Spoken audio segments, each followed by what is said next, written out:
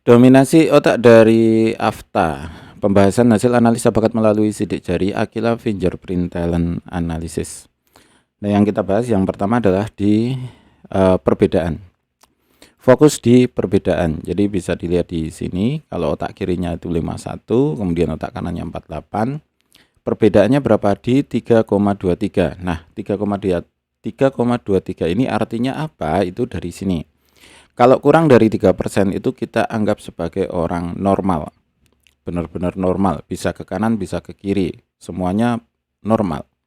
3-5% itu di dominan. Jadi tidak terlihat jelas di ciri-ciri tingkah lakunya, itu nggak terlihat jelas. Cuma cara berpikirnya, membuat keputusan, kemudian cara belajar, cara bersosialisasi itu sedikit terlihat, namun tidak terlalu terlihat banget gitu. Nah, kalau lebih dari 5% ini biasanya sudah mulai terlihat banget, apalagi sampai lebih dari 10% itu terlihat banget. Misal kalau otak kiri itu terlihat banget kalau dia itu introvert. Kalau otak kiri itu terlihat banget kalau dia introvert. Jadi kalau ketemu orang terlalu cuek, sering mengurung diri di kamar, atau sering dia sendirian, kemudian tidak terlalu tidak terlalu terpengaruhi lingkungan. Lingkungan mau ngapain dia cuek aja lah, biarin aja gitu, seperti itu. Nah, kalau dominannya itu di otak kanan itu ekstrovert. Kalau ekstrovert itu berarti dia itu ya sering keluar rumah, nggak bisa sendirian, kemudian ya ekstrovert seperti itu. Nah, ini mempengaruhi perilaku, cara berpikir, cara bekerja, perilaku, cara berpikir, cara bekerja, ketahanan fisik. Biasanya orang otak kiri itu ketahanan fisiknya lebih lemah daripada dominan di otak kanan. Otak kanan itu ototnya lebih kuat, kemudian fisiknya juga biasanya lebih kuat. Kenapa? Karena terlatih dia sering pergi, sering nggak cuma diem aja, nggak cuma mager gitu. Kemampuan di memori, memori itu ingatan ya, kemudian di kecepatan belajar juga berbeda. Orang otak kiri itu memang belajarnya lebih cepat daripada di otak kanan, seperti itu. Nah, apakah ini permanen? Pertanyaannya kan itu. Apakah misalkan saya di otak kiri, misal kasus ini ya. Saya sekarang ini kan berada di otak kiri, kemudian 3,23%. Apakah ini permanen sampai besok kapan lagi itu tes lagi, apakah masih seperti ini? Tidak. Ternyata tidak. Ternyata tidak. Ternyata tidak. Jadi penelitian saya ini kan ini kan udah dari 2016 ya. Kemudian orang-orang yang pernah saya teliti di 2016, 2017, 2018, kemudian saya analisa ulang. Ternyata hasilnya berbeda. Dengan cara pengambilan data yang sama, itu memiliki hasil yang berbeda. Nah, perbedaannya itu di sini maksudnya. Dulu dia di otak kiri, ternyata bisa berubah jadi seimbang. Kemudian dulu dia otak kiri dominan, dulu dia seimbang. Nah, sekarang kok dia malah di otak kiri dominan di 16% gitu. Ada kasus seperti itu. Nah, kemudian saya coba analisa, kenapa bisa seperti itu? Apakah dominasi otak ini akan berubah? Iya, ternyata iya berubah. Sebabnya dari apa? Dari lingkungan ternyata. Lingkungan itu mempengaruhi sekali dia itu di kiri atau di kanan. Kalau orang yang memiliki banyak teman, kemudian sering pergi dengan temannya, intinya dalam hatinya itu, dalam pikirannya itu dia punya banyak teman lah gitu. Dia akan pindah ke otak kanan, cenderung ke dominasi otak kanan. Nah, ketika orang yang terlalu sendirian, kemudian merasa nggak punya teman, semuanya dikerjakan sendiri, dia akan berubah ke otak kiri. Ini penelitian, udah ada beberapa sampel ini, dan beneran terjadi. Jadi ketika orang yang dipaksa untuk bekerja sendiri, mandiri, dan tidak ada teman sama sekali, maka dia akan cenderung bergerak ke otak kiri. Kemudian kalau otak kiri, kemudian dia mencoba untuk bersosialisasi, mencoba mencari teman, pergi sama teman gitu. Teman itu bukan berarti harus teman dekat yang sefrekuensi, yang penting punya teman gitu aja, punya orang yang difikirkan di dalam, punya orang yang apa ya, ya teman lah kayak gitu. Intinya ya kayak gitu, maka dia akan pergi ke otak kanan. Jadi hasil dari dominasi otak ini bukanlah hasil akhir. Dan ternyata memang seperti itu. Ternyata bukan hasil akhir. Dan ternyata bisa dibentuk oleh lingkungannya. Nah, perubahannya itu berapa lama gitu kan? Perubahannya berapa lama? Kalau dari hasil penelitian awal ini belum penelitian akhir ya. Beberapa ada sampelnya itu belum terlalu banyak. Namun bisa diambil hipotesa sementara atau kesimpulan sementara itu sekitar di 2 tahun, 1 tahun, 2 tahun itu bisa berubah. Apakah bisa berubah dalam 2 bulan, 3 bulan? Kalau dari penelitian sekarang itu belum bisa. Belum tahu ya, nanti misalkan hasil penelitian selanjutnya bisa berubah dalam 1 bulan juga tahu juga, atau apakah bisa berubah dalam 1 jam juga nggak tahu juga. Jadi penelitian sekarang ini yang saya analisa, pergerakannya itu di sekitar 1 tahun, 2 tahun, sampai 5 tahun, 5 tahunan gitu. Saya coba kemarin itu analisa itu sekitar 5 tahun. Jadi orang yang pernah saya analisa 5 tahun lalu itu saya analisa kembali, ternyata masalahnya di sini, jadi ada perubahan. Nah kemudian saya tanya, kenapa kamu berubah di otak kiri? Tak tanya, kamu punya teman enggak? Enggak ternyata. Jadi orang otak kiri biasanya dia jadi introvert. Orang jadi introvert, orang jadi menutup diri itu karena benar-benar nggak punya teman sama sekali. Nggak punya teman sama sekali, satu pun gitu nggak punya teman. Nah alasannya kenapa gitu? Ya nggak ada yang sefrekuensi, nggak ada yang sama pemikiran gitu loh. Nah biasanya ini terjadi di orang-orang pinter dengan IQ lebih dari 130, biasanya nyari teman yang sefrekuensi akan kesusahan, akan kesulitan. Maka lebih baik dia mengerjakan semuanya sendiri. Nah ketika dia mengerjakan semuanya sendiri, maka dia akan cenderung bergerak ke otak kiri. Dan ini sudah terbukti di beberapa sampel. Bukan hipotesa ya, ini sudah ke penelitian. Intinya adalah di dominasi otak ini tidaklah hasil permanen gitu aja. Jadi ini bukan hasil final yang permanen gitu. Jadi bisa dirubah aja. Jadi saya mau otak kiri, saya mau ke otak kanan, bisa aja. Bisa aja. Nah, iya. Ini udah nanti aja. Kelebihan di otak kanan, mengandalkan intuisi, lebih cepat menangkap gambaran keseluruhan situasi. Jadi memang otak kanan itu biasanya lebih cepat tanggap terhadap ini tujuannya apa atau ini kan gitu. Ketika dia berada di dalam sebuah kelompok atau rapat atau diskusi, dia akan lebih paham, ini tujuan di diskusi ini apa gitu, biasanya lebih cepat gitu, karena dia tidak terpengaruh hal-hal detail yang diterangkan orang itu gitu.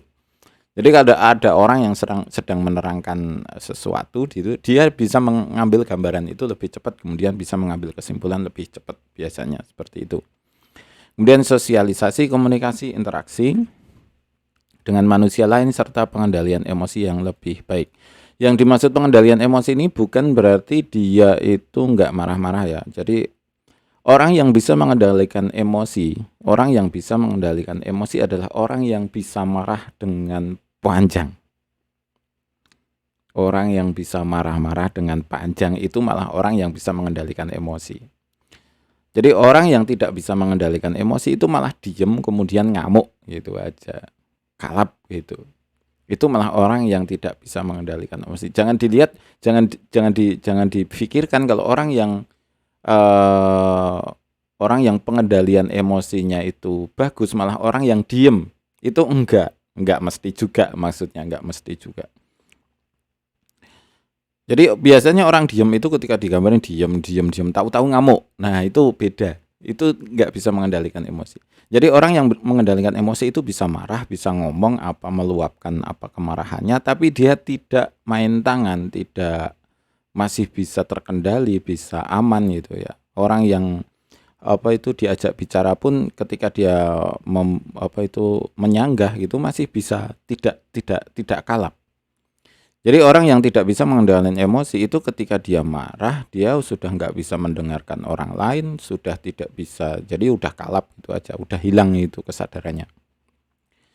Jadi bisa diterima ya. Jadi orang yang bisa mengendalikan emosi adalah orang yang ketika bisa marah selama berjam-jam. Bisa marahin orang maksudnya. Maksudnya seperti itu. Jadi ini mungkin berbeda dengan pengetahuan umum ya. Jadi maka perlu saya terangkan di sini. Kemampuan intuitif, kemampuan merasakan, kemampuan memadukan, dan ekspresi tubuh seperti menyanyi, menari, melukis, aktris, segala jenis kegiatan kreatif lainnya. Jadi tapi di sini masih melihat bakatnya juga. Jadi apakah semua orang otak kanan itu langsung bisa menyanyi, semua orang otak kanan itu bisa menari, bisa melukis, bisa beraktor gitu ya, bisa jadi aktris itu apa ya namanya? Ya seperti itulah. Apa saya kok banyak kata-kata yang hilang di otak itu. Dan segala jenis kegiatan kreatif lainnya, maksudnya apakah ini langsung bisa? Enggak juga. Jadi tidak semua orang otak kanan itu bisa menari, tidak semua orang itu bisa melukis. Namun intinya orang otak kanan itu lebih bisa daripada orang otak kiri. Jadi ada bakat yang bisa mengarah ke sana, namun masih melihat hasil bakat kecerdasan majemuk dan bakat alaminya nanti ya di sesi-sesi selanjutnya. Nah, di sini kelemahan otak kanan. Masalah terbesar biasanya di sini, tidak detail oriented. Orang yang otak kanan itu nggak suka detail, Jadi kalau dia kemudian antisipasinya juga kurang besar, kurang detail. Jadi misal dia dapat pengetahuan itu nggak dicatat. Besok lupa, ya udah gitu aja. Kemudian kalau langsung aja ini. Karena tidak suka detail, maka pelajaran yang seperti matematika, fisika, kimia, sains gitu dia nggak suka. Sebenarnya karena dia nggak suka detail-detail aja. Kemudian dia tidak suka memaksa otaknya itu juga bekerja keras. Jadi intinya bukan karena dia itu nggak bisa berpikir ya, cuma males mikir. Ini masalah yang sering terjadi. Beberapa kasus yang saya temukan gitu ya. Itu kan orang tua itu merasa kok ini anak ini itu kok nggak bisa baca-baca. Kemudian kalau diajari matematika udah kelas 3 SD misal atau kelas 4 SD, kalau diajari matematika, diajari membaca, itu kok susah banget gitu kan. Nah, ternyata setelah kita cek itu dia dominan di otak kanan. Nah, solusinya gimana gitu kan? Yang jadi masalah di sini kan, yang jadi permasalahan solusinya gimana. Nah, kembali lagi dari apa yang saya paparkan di awal itu. Otak kiri dan otak kanan itu dipengaruhi oleh lingkungan. Jadi kenapa kok dia nggak suka matematika, dia ke otak kanan karena terlalu banyak teman. Terlalu banyak teman itu ya bagus juga. Namun kalau dia kesehariannya, waktunya itu terforsir untuk dolan ya apa bahasa Indonesia? Ya main sama teman gitu. Otomatis cara bekerja otaknya itu nggak suka mikir karena dia yang dia pikirkan itu kan cuma main aja. Beneran.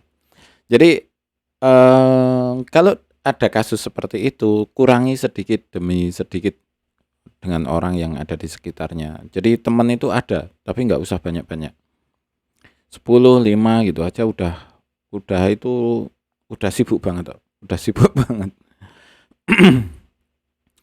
Jadi intinya kalau ada kasus ini sebenarnya solusinya sebenarnya kalau dari hasil analisa ini ya, solusinya itu sedikit itu jangan terlalu banyak main gitu aja. Jangan langsung dipaksa untuk ke matematika, belajar gitu jangan. Jadi itu intinya dikurangi aja mainnya sama teman, pergi dari rumah itu.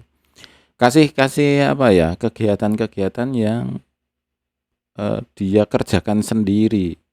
Kasih kegiatan-kegiatan yang dimana dia perlu bekerja sendiri. Misal kalau otak kanan kan biasa seneng gambar ya, ya biar kasih aja alat-alat gambar. Intinya waktu untuk bermainnya itu dikurangi, kemudian berikan dia waktu untuk berpikir sendiri, maka dia akan pergi ke otak kiri. Dia akan cenderung jadi seimbang lagi. Teorinya seperti itu dan saya sudah membuktikan beberapa kali juga seperti itu. Namun itu sangat sulit sekali karena orang yang cenderung langsung terjun di otak kanan terus mau bekerja sendiri di kamar gitu atau bekerja di rumah itu ya agak kesulitan karena dia mesti dipanggil temennya, ayo main gitu. Nah itu otomatis akan marah-marah beneran. Ya solusi sementaranya sih seperti itu. Kemudian tidak menyukai hal-hal yang teratur, suka kebebasan. Nah ini sebenarnya karena dia banyak temen gitu, terus ya suka kebebasan aja, suka kebebasan. Kemudian kelebihan otak kiri, berpikir sebab akibat dalam memecahkan masalah atau problem solving. Kemudian menggunakan logika rasional. Kemudian detail oriented, perbedaannya dari otak kanan tadi ya dia nggak detail, kalau otak kiri itu terlalu detail. Kemudian disiplin, berpikir secara teknis dan penuh aturan. Kemudian melakukan sesuatu dengan perhitungan yang matang atau berencana. Kemudian kelemahannya. Kelemahan otak kiri itu kurang pandai bergaul atau sedikit ke introvert. Kenapa? Karena ini terlalu rasional, terlalu logis. Jadi kegiatan sosial itu kan nggak logis ya. Kegiatan sosial itu nggak logis. Kegiatan sosial nggak logis. Misal ya ada orang makan gitu ya. Kita mau makan. Terus kemudian ada orang lain lah di rumah gitu. Kan kita nawarin ya, makan gitu kan. Ngomong gitu kan, makan gitu. Nah kan sebenarnya itu nggak perlu. Kalau orang logis gitu. Jadi orang logis gitu. Jadi misalkan ada temen apa ya, misalkan kita ketemu temen gitu lah, ketemu temen di jalan. Terus hai gitu kan. Orang normal kan gitu. Hai gitu, say hello kan. Say hello. Nah, bagi orang otak kiri itu nggak logis karena apa? Nggak perlu itu. Kenapa kan? Nggak perlu. Toh dia juga biasa aja, besok kalau ketemu kan ya udah kembali lagi gitu. Jadi terlalu cuek. Kenapa terlalu cuek ya? Karena cara berpikirnya terlalu rasional, terlalu logis. Kemudian respon sangat lambat. Kenapa kok respon lambat? Karena dia seorang perencana. Jadi ketika intinya orang otak kiri ketika melakukan sesuatu itu harus direncanakan dulu. Jadi kalau mau melakukan sesuatu, otaknya itu harus sudah merencanakan itu sampai selesai baru dia eksekusi, baru bergerak gitu. Nah, hal ini membuat responnya itu jadi lambat. Kalau misalkan sepak bola gitu aja ya, otak kiri disuruh sepak bola. Dia terlalu banyak mikir, bola ini ditendang ke sana, nanti lari ke sana, nanti yang nerima siapa ya gitu kan. Kelamaan. Terlalu berencana sampai ke tingkat detail. Jadi terlalu jelimet gitu, terlalu jelimet. Orang otak kiri itu terlalu overthinking lah kalau orang ngomong zaman sekarang itu. Overthinking. Jadi terlalu over dalam memikirkan sesuatu. Jadi misalkan ada apa ya? Misalkan ada hewan masuk rumah itu kan, misalkan ada serangga aja lah, tawon gitu ya, lebah itu dia mikirnya, wah nanti kalau masuk hidung gimana? Oh, kalau nanti masuk kuping gimana? Kalau nanti ternyata dia apa ya? Ternyata lebah itu datangnya nggak terbang, tapi dia jalan kaki, kemudian nanti dirambati, kemudian dia ngentup ya apa ya? Nah, otomatis gigit lah gitu lah. Serangganya gigit gimana gitu kan. Jadi terlalu overthinking sampai ke situ, terlalu overthinking. Kemudian lambat memahami tujuan utama karena terlalu memikirkan hal-hal detail. Jadi dia lupa tentang sebuah tujuan karena apa? Terlalu detail, terlalu jelimet gitu, Butuh waktu sendirian yang panjang. Ini jelas karena dia butuh waktu untuk berpikir, membuat rencana, membuat imajinasinya untuk dirinya sendiri, seperti itu. Ada beberapa kasus dari otak kiri yang saya temukan, itu orang tua itu sampai mikir bahwa dia ke ruqyah gitu, sampai ke ruqyah, bahwa ke orang pinter, kesambet gitu. Sampai mikirnya ke sana, tetapi ternyata setelah kita analisa, kemudian oh ini otak kiri gitu. Terus baru dia tanya, otak kiri itu ya introvert, dia sering nggak suka dengan sosial, nggak suka ngomong sama orang. Kalau ketemu orang lain tuh dia lebih cenderung diem gitu. Oh iya benar itu. Ini anaknya itu cuma di kamar aja nggak pernah keluar.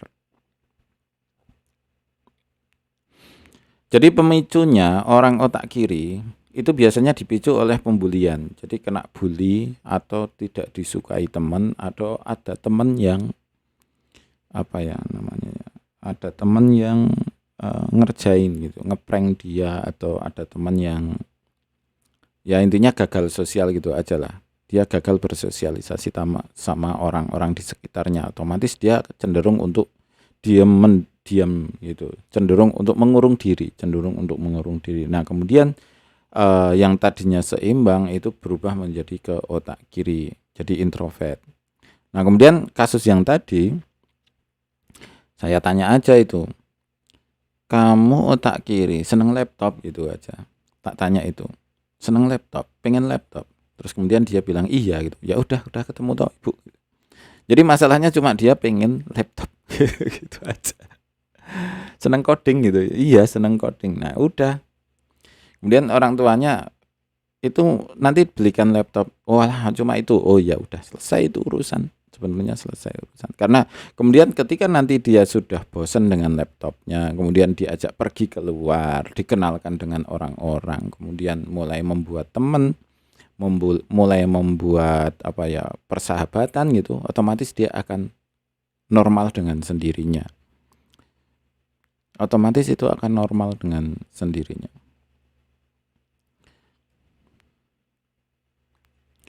Kemudian di sini perbedaannya, otak kanan itu lebih suka bicara, kemudian otak kiri lebih suka mikir, improvisasi, kemudian perencana.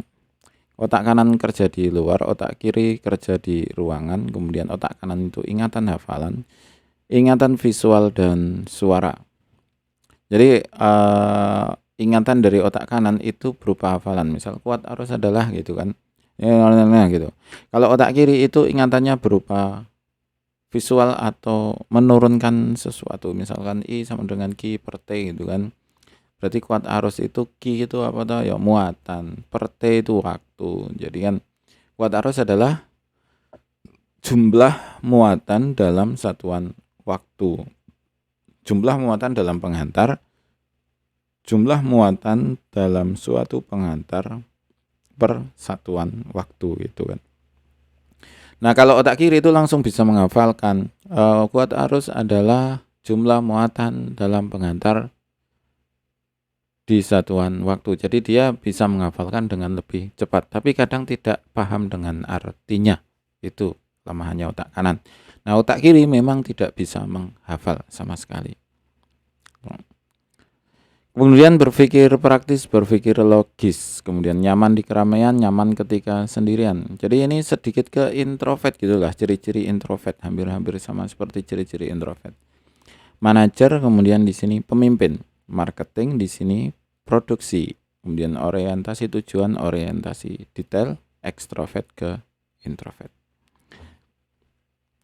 Kira-kira seperti itu untuk hasil analisa pembahasan hasil analisa bakat melalui sidik jari untuk dominasi otak. Ini masih panjang ya videonya.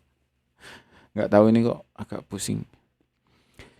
Kira-kira seperti itu. Mohon maaf kalau ada salah kata dari saya. Kemudian memang ini tidak terlalu singkat karena memang ini versi panjangnya setiap itemnya gitu. Karena ini versi panjangnya. Jadi tidak memang agak bertele-tele gitu ya, agak bertele-tele, agak panjang. Dan hasil ini adalah hasil yang masih bergerak. Hasil yang masih bergerak artinya maksudnya apa? Hasil ini masih bisa berubah. Jadi ini kan baru dalam tahap penelitian, otomatis akan ada hasil penelitian-penelitian baru yang akan kita paparkan ya. Kira-kira seperti itu. Terima kasih. Selamat mencoba dan semoga sukses selalu.